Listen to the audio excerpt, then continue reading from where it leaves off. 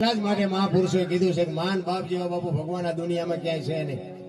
આ માનું જે તમે કાર્ય કર્યું ને, હું તો સલામ કરું છું ખરેખર. એના માતા પિતાને હપરી હો સલામ કરું છું કે આવા સંતાનોને બાપુ સંસ્કાર આપ્યા છે કે આવી ભગવતીને કઈક આવું છે. અમારે ત્યાં મારે મારા માતાજીના મંદિરે મારે હવન કરવાનો છે આ 24 તારીખે. કારણ કે માંડ મારો મને આ ભજનના પ્રોગ્રામની તારીખો જ બાપુ એટલી છે, મને કોઈ છોડતું નથી. પણ જૂઠું બોલ્યો, મેં કીધું માતાજીને મેં કીધું માફ કરજે, મેં કીધું તારા આટલું જૂઠું બોલવું પડશે. એ 23-24 તારીખ મેં કીધું મારે 6 તારીખ એમ કહું તો મને માન છોડ્યો. 2 તારીખો ખાલી છે આખા મહિના. આ મારા સાક્ષી મારો દીકરો છે, પૂછો તમે. કહેવાનો મારો મિનિંગ, ભલે બધા મારો ભાવ છે, મને બોલાવે છે, મને બજેટ આપે છે, મને લઈ જાય છે, મૂકી જાય છે, બધી મને કોઈ અગવડ નથી પડતી. પણ કહેવાનો મતલબ કે મારી માહમું મારે જોવું કે ન જોવું, બસ મને શોખ ઈ છે. બાકી બીજી કોઈ વાત નથી. ભજન તો આપણે જ્યાં સુધી આ ટાંટી હાલે ત્યાં સુધી કરવાના છે, 100%ની વાત છે. બધાનો ભાવ પ્રેમ છે. નકર કે અહીંયા હું આવું તો જ થાય. કલાકારો તો દુનિયામાં ખટાડા ભરાય એટલા છે. આ હજી હમણાં 2 દી પહેલા તમારે પડખે ગામ વડાસણા કેવું કે ગામ છે ત્યાં જ હતો હજી 2 દી પહેલા. પણ આ બધો ડાયરો અહીં બેઠો. આ બધા મેં કીધું અહીંયા આવવાનો છો તો કે અમે આવશું. આ બધા અહીંયા આવ્યા. આ ભાવ ખેંચી લાવે. પ્રેમ ને વાચા હોત તો જગત જોગી બની જાત, હલકે ને હેમાળે જાત, પછી ભગવા ભેરી ભૂદરા. કોઈ ને એવો ટાઈમ નથી. પણ બાપુ પ્રેમ હોય ને, માણસ થાકેલો હોય ને તોય આવે કે હાલો અહીંયા જાવું છે. પ્રેમ છે રિએક્શન નો મંત્ર છે. પ્રેમ હોય ને અહીંયા પરમેશ્વર ને આવવું પડે, અને પ્રેમથી જ પરમેશ્વર આવ્યો છે. દુર્યોધન ના 32 ભાતના ભોજન મૂકીને બાપુ વિદુર ની ભાજી ખાધી, ઇતિહાસ સાક્ષી બોલે છે. વિચાર કરજો. અખિલ બ્રહ્માંડના માલિકે સબરીના બોરા ખાધા. શું કામ ખાવા પડે? એને ખાવાનો તૂટો હતો બાપુ. માલપા ભાવ ભળી જાય ને.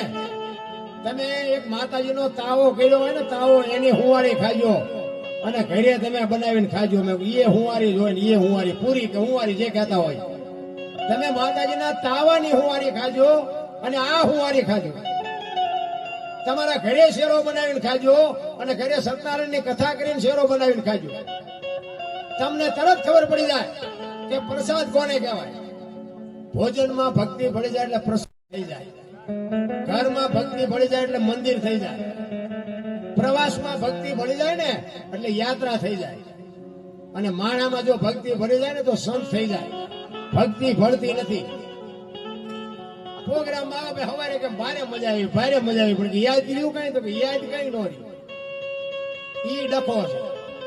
નકર આ વરસાદ આવે, વરસાદ તો આમ એક હરખો જ પડે ને. પડી તો ભાઈ જેને કેવું પાત્ર મૂક્યું એવું મળે. ગ્લાસ મૂક્યો ગ્લાસ જેટલું આવે, ડોલ મૂક્યો ડોલ જેટલું આવે, માટલું મૂક્યું માટલા જેટલું આવે. કોક અભાઈ ગયા ઊંધું મૂક્યું કોરે કોરું રહે. આમાં તો શું લેવું છે મૂકવું એ તો આપણે જોવાનું ને. મજા હજી નહીં છે પેલા તમને અને મને. એક માણસનો અવતાર મળ્યો છે. મને તો એમ થાય કે સ્વર્ગ વર્ગ છે ને, બધા કે સ્વર્ગમાં આમ છે ને આમ છે, કાંઈ છે નહીં. સ્ટેજ ઉપર આ દુનિયા મને જોવે છે ને ભલે જોવે. સ્વર્ગ આપણે બેઠા છીએ ને, સ્વર્ગમાં બેઠા છીએ. કોઈને વેમ હોય કે ઉપર સ્વર્ગ છે, ના કાંઈ છે નહીં. બધા કે ને ઇન્દ્ર ભગવાન સોનાના સિંહાસન ઉપર છે ને, ઇન્દ્ર ની અપસરાયું નાચ કરે છે, અહીંયા ફુવારા છે, તો અહીંયા કોઈક જીવ્યું હોય કહો તો મારે પગ ચાલવા છે. કઈ છે નહીં. આ ડીંગો ડીંગ આમ જ હાલે છે. આ બેઠા છે ને આ સ્વર્ગ. મેં તમને પૈસા આપ્યા છે, હું બોલું છું, તમે સાંભળો છો. આ શું છે? આ તમે કે મારા દાબ કેમ તો કઈ સાંભળતા નથી. અમને અહીંયા અત્યારે ચડાવ્યા, તમે હેઠે બેઠા છો. આ જ સ્વર્ગ છે, બાકી કોઈ સ્વર્ગ વર્ગ છે નહીં.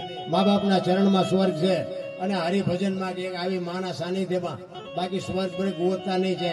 મેં આ ખટારો આંક્યો 20 વર્ષ આંક્યો. આખી દુનિયા રખડી આવ્યો. આખી દુનિયામાં લાવો લાવો જ કરે છે. કોઈ કઈ વાતમાં છે નહીં. અને જીવનનો સિદ્ધાંત હોવો જોઈએ. એક વ્યસન ન કરાય. જોકે અમારા બીડીનું એક વ્યસન છે એટલે અમારે બહુ ફે મારે નથી કહેવાતું. મા બાપની સેવા કરાય, વ્યસનથી થોડુંક આઘું રહેવાય, અને કુટુંબ પરિવારમાં એકતા રખાય. બસ ગાડું હાલવાનું, ટેસ્ટથી હાલવાનું. કોઈની પાસે કઈ શિક્ષણ લેવા નહીં જવું પડે. આખા ગામ મારે મેળ હોય, હગા પરિવાર મેળ ન હોય. બોલો તો શું કરવાનું? આ અને એકતાનો દાખલો તમને આપું. એક સિંહ જેવું જનાવર હોય ને, લાકડી તમારા હાથમાં હોય ને તો સિંહ તમારા પાસે ન આવે. એને એમ થાય લાકડી છે. એક કૂતરા 2-4 હોય ને, કૂતરા તમે વાંકા વળીને આમ પાણો ઉપાડવા ઘોડે કરો ને તો કૂતરા ન આવે. પણ ઓલું મધમાખીનું પૂડું હોય ને આવડો કાંકરો મારજો, પાટી ઘટાવે ને. શું કામ? એકતા છે. ને કે સિંહ કે કૂતરા જેવડું છે આવડે જ છે ને, પણ પાટીએ પડાવે ને. એકતા હોય ને કઈ બાપુ દુનિયા તમારથી પાટીએ પડે લખી લેજો. સિંહ કરતા તાકાત હોય એકતાની. ભેગા રહેશો ને એની મજા કઈક જુદી છે. આ રામાયણ છે ને, રામાયણ આપણને ઈ જ બતાવે છે. મહાભારત ને રામાયણ એમ કે છે જેને જોઈને લઈ જાઓ. મહાભારત એમ કે છે કોઈને કઈ દેવું નથી. તો મહાભારત નું પરિણામ જુઓ, રામાયણ નું પરિણામ જુઓ. આપણને માર્ગ બતાવવા માટેના બે ગ્રંથો છે. રામ વનમાં જ્યાં હોય ન જ્યાં હોય આપણને કઈ ખબર નથી. બધા કે છે આપણે કેવી, પણ આ આવડા બાજ્યા કે આટલા મર્યા જે કર્યું હોય આપણને કઈ ખબર. આપણે અહીંયા હતા નહીં, પણ કહેવાનો મતલબ કે એનું રિઝલ્ટ આપણે સાંભળો શું આવ્યું. ભીષ્મ જેવા તમે વિચાર તો કરો ભલામણા, એને છેલ્લે બાણની પથારી માટે હોવું પડ્યું. કેવો ભીષ્મ, કેવી બાપુ ગંગા માં જનેતા, એનો દીકરો એને છેલ્લે આમાં હોવું પડે તો આપણી શું હેસિયત શું હતી. અરે એમના દૂત જેનો જીવ લેવા આવે અને દૂત જીવ લે એ વખતે ભીષ્મ એમ કે છે અત્યારે તમે વ્યાજ 6 મહિના પછી આવજો. પોતાના મૃત્યુને રોકીએ કે એવો સિદ્ધ પુરુષ વિચાર કરજો. પોતાના મોતને રોકીએ કે એનામાં શક્તિ કેટલી છે. એને બાણની પથારીમાં હોવું પડ્યું તો આપણે કેટલાના બૂસ માર્યા એ જોવું નહીં જોવે. આપણે આપણા કર્મ નહીં ભોગવવા પડે. કર્મ કોઈ દી છોડે નહીં. પછી ભલે હોય ભગવાન પરાશીના પીપળે ભીલે લઈ લીધા પ્રાણ. અખિલ બ્રહ્માંડના માલિકને ખબર ન હોય કે હું આ બેહીશ તો ભીલ મને બાણ મારશે ને ખબર ન હોય. બધી ખબર હોય પણ બાપુ કર્મ તો કોઈને છોડ્યું નથી. જોકે મને આમાં કર્મમાં ભવમાં એમાં કઈ ખબર નથી પડતી, પણ આ બધા કહે છે એટલે કહું. કે હું તો એમ કહું કે ભવ છે, ભવ ની વાતો કરે. ઓલા ભવમાં આમ ને ઓલા ભવ તામ. મને એમ થાય કે કાલની ખબર નથી, ભવ ની શું ખોડવી છે કોઈને ખબર કાલ શું બનવાનું છે. અરે એની ક્યાં વાત કરો તમે. આવ્યા છો ક્યાંથી લ્યો એ કોઈને ખબર હોય. કોઈ જવાનું ગમે હોય આવ્યા એ કોઈને ખબર છે તો હું લેવા છો આપણા ફીંદવા જોઈએ. આ વર્તમાનમાં જીવન ભૂતકાળ ને ભવિષ્યકાળ ને જવા દો ને જે હોય. આપણે કેમ આવ્યા એ કયો સમય આવવાનો નથી. હવેનો સમય કેવો આવવાનો છે એ ખબર નથી. તો હું ડગામાં ઠેકડા ભરવા. આજ આપણે અહીંયા માતાજીના સાનિધ્યમાં ભજનના પ્રોગ્રામમાં બેઠા છે. બસ એટલી જ વાત રાખો ને. આગળની વાત એની પાસે હોપી દો કરશે કરવું છે. પણ આ તો કે 2 દી પછી મારે આમ કરવું છે, 5 દી પછી આમ કરવું છે, મહિના પછી આમ કરવું છે. તા તો કે ઓલા ભાઈ તું કે ગયા લ્યો કરો લ્યો. અરે કઈ નથી થતું. એને હોપી દો બધું ઈ કર્યા કરશે. મારે આજ 5મી રાત છે. આ બધા મારી હારે છે. 5મી રાત છે અને હજી 2-3 રાત હજી અમારે આ વખતે હવે રાજકોટ બાજુ કાલ જવાનું છે. આમ આઈપા ખેપ મારી હતા સુધી હવે આમ ખેપ મારવાની. પણ લડવાનું છે બસ. આપણને એક જ વાત છે કે આ શરીર જ્યાં સુધી સહકાર આપે, એક આવા 5-10 આત્માને મોજ આવતી હોય તો આ દેહને એક દી દુનિયા દિવાળી જ મૂકવાની છે. તો આ દેહ થી આનંદ આવતો હોય આ દેહને શું હાચવીને શું કામ છે? લડી જ લેવાય ને. કહેવાનો મારો અર્થ એ છે કે એક માણસને ઉપયોગ ન થાય ને તો એને જીવવાનો કોઈ અધિકાર જ નથી. અમારા ગુરુ મહારાજ તો એમ કહેતા હતા કે કોઈ સાધુ હામો મળે, કોઈ ભક્તિવાન માણસ હામો મળે અને મોઢામાંથી જો સીતારામ ન બોલી શકો તો કે મરી જાય. એ કે તમને જીવવાનો કોઈ અધિકાર જ નથી. માણસ સીતારામ બોલી શકે ને ભલા માણસ. કૂતરું આપણને હામું મળ્યું એને બિચારાને ઘણું બોલવું હોય પણ બોલી શકે.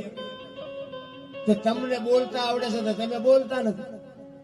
અમારા ગુરુ તો બાપુ અમુક શબ્દો અમને ઈ કે રાતે 2 વાગે તમારા ઘરે આવો અને તમારી શેરીનું કૂતરું તમને જોઈને જો પૂંછડી નો પટપટાવે મરી જવા. તમારું કૂતરું તમને નથી ઓળખતું, શું દુનિયા તમને ઓળખે? અરે સંતોના શબ્દો બાપુ કાળજું કાપી નાખે. કાળજું મારા રામ. હજી તમને મને નક્કી જ નથી થયું ભજન કોને કહેવાય. એક ભજન કે છે પેલા મેં જન્મા પછી જન્મા બડા ભાઈ, ધામધૂમથી મારા બાપા જન્મા પછી જન્મી મારી માં. વાહ ભાગી નાખે કે નહીં? કો હોય આવું અમે કહ્યું છે હોય લો. એ તમને નો સમજાય તમારો પ્રશ્ન. આના માટે જ બાપુ સદગુરુ જોવે. પેલા હું જન્મો પછી મારા મોટા ભાઈ પછી મારા બાપા ને પછી મારી માં. ભજન કે છે કે સાચી વાત. આનો ખુલાસો કરવા માટે સદગુરુ જોવે. ગણપતિ કે ભોળાનાથ નો દીકરો અને ગણપતિ નું માથું કે ભોળાનાથે કાપ્યું. અને હાથીનું કાપીને લગાડ્યું. તો હું એમ કહું છું કે હાથીનું કાપીને લગાડ્યું પેલું કાપ્યું ત્યાં જ નહીં પડ્યું હોય? હાથીનું હું કામ કાપીને લગાડ્યું? અને હાથીનું માણસના શરીર ઉપર લાગે આવડું આવે આ પીઠ થાય તમને જેમ લાગે છે હાથું નકર તો આધુનિક યુગ છે, ખોટું ન હાલવા દે. આ સમજવા માટે સદગુરુ જોવે. આ કોઈ નિયાળમાં ભણાવતું નથી. આની માટે બાપુ સારા સદગુરુની જરૂર પડે. સદગુરુ વિના બાપુ આ તમને મને સમજાય નહીં. ભજનના ભરોસે તમે રહ્યો, ભજનના ભાવથી રહ્યો, ધીરે ધીરે તમને પગથિયે ચડશો તો સમજાય જાય. એક દી પાથરું તમે કહેતા એક ઘડી આધી મેં પુનિયા તુલસી સંગત સાદગી કટે કોટી અપરાધ. આના એક આધારે તમે હાલ્યા કરો ને તો એક દી વહેલો મોડો પ્રકાશ થાય ને થાય. ગંગા સતીની વાણી કે 21,600 શ્વાસા. આ આપણા શ્વાસા આપણે હોઈ જાય તો ચાલુ રહેશે. હાકે છે કોણ? બોલો. હોઈ જાય તે આપણા ઉપરથી ઉંદડા કે મીંદડા કે યારું કે ગમે એવી ખબર નથી રહેતી. તો આપણા દેહ ની દિશાની તો ખબર રહેતી નથી. તો શ્વાસા તો ચાલુ જ હોય છે. તો ઈ કોણ ચાલુ રાખે? તો એવું નથી લાગતું કે આપણા ભેગો ભગવાન છે ને આપણે દ્વારકા સોમનાથ આંટા મારી.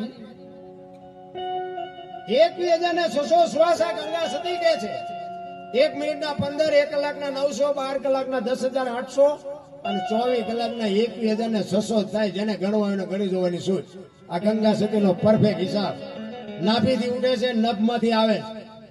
આ બોલે બીજો નહીં, પરમેશ્વર છે પોતે. અકલ મઠા અવળા મથે બહાર જઈને ગોતે. ભાણ કે તું ભટકીશ નહીં, મથી લે તારા અંતરમાં ઠીક કરીને બેહી જા, પછી કરવું પડે ને કાંઈ.